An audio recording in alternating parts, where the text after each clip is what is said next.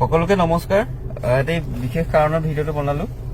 কিছু ঘণ্টা পূৰ্বে সন্মানীয় মুখ্যমন্ত্ৰী ডাঙৰীয়াৰ এটা ষ্টেটমেণ্ট পালো গণেশগুৰিৰ ফ্লাইঅভাৰ ছবিখনক লৈ পেলাই। তাত কিছুমান কথা মই ক'ব বিচাৰিছো, তেওঁ চাগে ভুল বুজি আছে। যেনেকে ছবিখন জুবিনদাৰ দৰে হৈছে নে নাই আৰু মই SFI নেকি, এনেকুৱা ধৰণৰ কিছুমান কথা ওলাইছে। সেইবোৰ একেবাৰে নহয়। মই আচৰিত হৈ গৈছো যে মই SFI কেনেকে হৈ গলো। ছবিখন সেইদিনা মই গণেশগুৰিৰ কি কয় শিৱসাগৰৰ পৰা মই আহি আছিলো, তাত মোৰ কাম চলি আছিলে। আহি যোৰহাটত থাকিলোহি। যোৰহাটত থাকি পেলাই গম পালো যে ছবিখন কোনোবাই মোহাৰি পেলালে। তো সেইদিনাখন সিদ্ধান্ত ললো যে নাই, ছবিখন গৈ পিছদিনাখন আঁকিমগে। কাৰণ জুবিনদাৰ ছবিখন এনেকে মোহাৰি পেলোৱাটো আমি কোনেও নিবিচাৰো। কোনেও সেই কথাটোক লৈ পেলাই কোনেও সমৰ্থন দিয়া নাই, মই নিজেও দিয়া নাই। তো সেইদিনাখন ডিচাইড কৰিলো যে 4টা বজাত গৈ ছবিখন আঁকিমগে। খুব তেনেই সাধাৰণ কথা এটা আছিলে আচলতে। মোহাৰি দিয়া ছবিখন পুনৰ আঁকিম, একদম সাধাৰণ কথা। কিন্তু সেই সাধাৰণ কথাটোক নি পেলাই কিখন যে কৰি দিয়া হ'ল, মই আচৰিত হৈছো।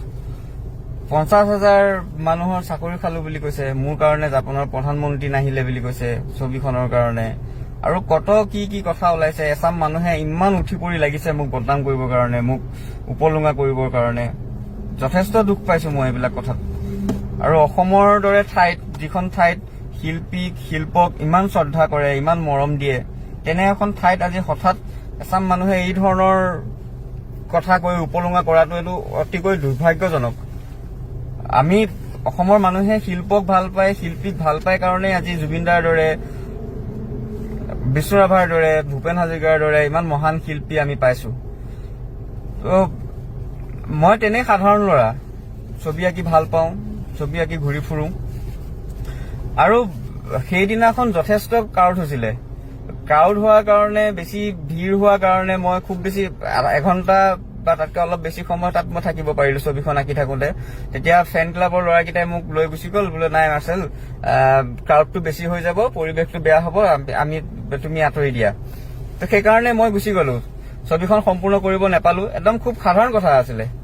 সেই কথাটোক লৈ পেলাই ইমান মোক কি সজাই দিয়া নাই, ৰঙৰ মিস্ত্ৰী বুলি কৈ পেলাই অপলুঙা কৰিলে। আৰু এই কথাটো মই ৰঙৰ মিস্ত্ৰীৰ ক্ষেত্ৰত মই এটা কথা ক'ব বিচাৰিছো যে তেওঁ ৰঙৰ মিস্ত্ৰীয়ে হওক বা হাজিৰা কৰক বা ৰিক্সা চালকে হওক, তেওঁ সৰু কাম কৰে বুলি যিটো উপলুঙা কৰাৰ যিটো মেণ্টেলিটি, এই মেণ্টেলিটিটোক মই তীব্ৰ গৰিহণা দিছো।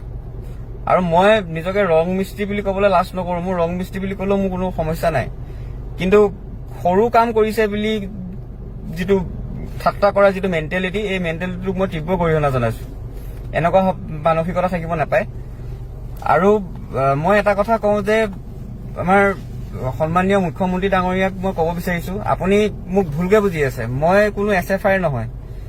মই না আগতে কেতিয়াবা SFI আছিলো, না এতিয়া হয়, না আগলৈ হ'ম। মই কোনো SFI নহয়। মই একদম মুক্ত মনৰ মানুহ, স্বাধীন চেতিয়া মানুহ, এনেকেই থাকি ভাল পাওঁ। আৰু আপুনি চাগে চে গুয়েভাৰাৰ টুপিটো পিন্ধাৰ কাৰণে SFI বুলি চাগে ভাবিছে। মই চে গুয়েভাৰাক ভাল পাওঁ কাৰণে এই টুপিটো পিন্ধিছো। আৰু তেখেতক ভাল পোৱাৰ বিভিন্ন কাৰণ আছে। তেখেতক মই প্ৰথম ভাল পাওঁ যে তেখেত এজন সাংঘাতিক প্ৰেমিক আছিলে। তেখেত যদি প্ৰেমিক নহলহেঁতেন, তেখেতে চাগে সেই সাধাৰণ মানুহৰ কাৰণে ইমান ডাঙৰ এখন সংগ্ৰাম নকৰিলেহেঁতেন।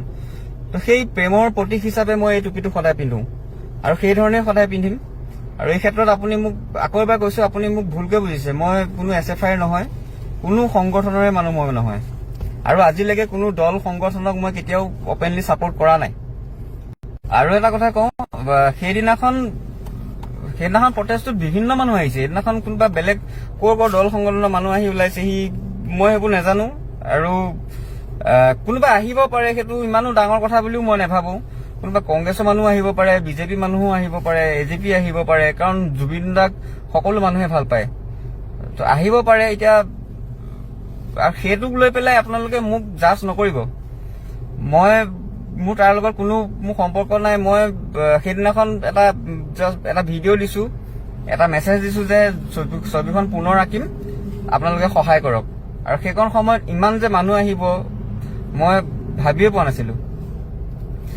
কথাটো আকৌ এবাৰ কৈছো, খুব তেনেই সাধাৰণ কথা আছিলে আৰু কথাটো ইমান বেছি দীঘলীয়া আপোনালোকে যাতে নকৰে মই তাকে অনুৰোধ কৰিছো। জুবিনদাৰ ছবি আমাক শান্তি আঁকিব দিয়ক। আমি কেতিয়াও বেয়া ইম্পেক্ট পেলাব চেষ্টা কৰা নাই। জুবিনদাই যি ভাল পাইছিলে, জুবিনদাই যি আদৰ্শৰ কথা কৈছিলে, আমি সেই ধৰণে সেই আদৰ্শ, সেই চিন্তাধাৰাক বুকুত লৈ পেলাই আমি এখন ধুনীয়া জুবিনদাৰ মৰমৰ অসম গঢ়াৰ আমি সপোন দেখিছো। তেওঁৰ সপোন আমি সেই ধৰণে আমি পূৰণ কৰিম, সেই বুলি মই বিশ্বাস কৰো। আৰু ইয়াত মোৰ ক'ব লগা সিমানেই আৰু ভৰলুৰ কথাটো মই এটা ক'ব খুজিম যে ভৰলুৰ কথাটো তেনেই সাধাৰণ আছিলে যে গছ কাটিছে, গছৰ কাৰণে প্ৰতিবাদ, গছ নাকাটিব বুলি প্ৰতিবাদ কৰিছো। আৰু তাতো বিভিন্ন মানুহ আহিছিলে, ইয়াত যেনেকে মানুহ আহিছে তাতো তেনেকে মানুহ আহিছে। আৰু জুবিনদা নিজেও দীঘলী পুখুৰীত আহিছিলে গছ কটাৰ বিৰোধ কৰিবলৈ। আৰু গছ কটাটো কোনো মানুহে ভাল নাপায়, ময়ো তাক সমৰ্থন কেতিয়াও নজনাও। গতিকে এইটো খুব সাধাৰণ কথা আছিলে। মই বুজি নাপাওঁ কথাবোৰ নি পেলাই ক'ত পোৱাইগে, কি কৰি দিয়েগে, আচৰিত লাগিছে। আকৌ এবাৰ কৈছো যে আপুনি মোক ভুল বুজি আছে। মই কোনো SFI নহয়, কোনো দল সংগঠনৰ লগত মোৰ কোনো সম্পৰ্ক নাই। আৰু মই সকলোকে এটা কথা কওঁ, মই সকলোকে মানুহ হিচাপে চাওঁ। মই কাকো কেতিয়াও সি বিজেপি, সি কংগ্ৰেছ বা সি কোনোবা বেলেগ দল, কোনোবা সংগঠন, সেই ধৰণৰ টেগ লৈ পেলাই মই কাকো নাচাওঁ। আৰু ঠিক তেনেকে মোৰ লগত বিজেপি মানুহো মোৰ আপোন মানুহ আছে, মোৰ লগৰ বহুত ভাল বন্ধু বিজেপিতো আছে, কংগ্ৰেছত আছে, বিভিন্ন দল সংগঠনত আছে। আৰু এতিয়া মই সিহঁতৰ লগততো আৰু কথা নপতাকে থাকিব নোৱাৰো। গতিকে মোক সেই ধৰণে জাজ নকৰিব মই অনুৰোধ জনাইছো। মই একদম স্বাধীন চেতিয়া মানুহ। মই এই ধৰণে ছবি আঁকি আছো, এই ধৰণে ছবি আঁকি যাম। আৰু শেষত ক'ব লগা সিমানেই। জয় আই অসম, জয় জুবিন দা।